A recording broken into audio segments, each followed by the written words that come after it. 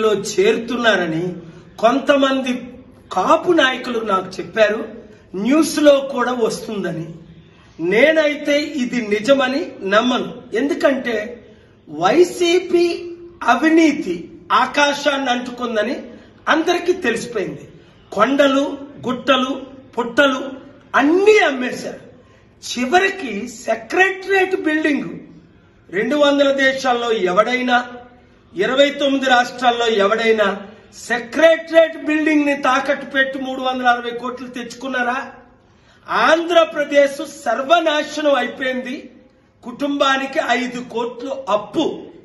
అలాంటి వైసీపీ పార్టీలో ముద్రగడ పద్మనాభం గారు చేరితే చరిత్రహీనులు అయిపోరా? చూడండి, డాక్టర్ బిఆర్ అంబేద్కర్ మంత్రి పదవిని మానవ హక్కుల కొరకు, బడుగు బలహీన వర్గాల హక్కుల కొరకు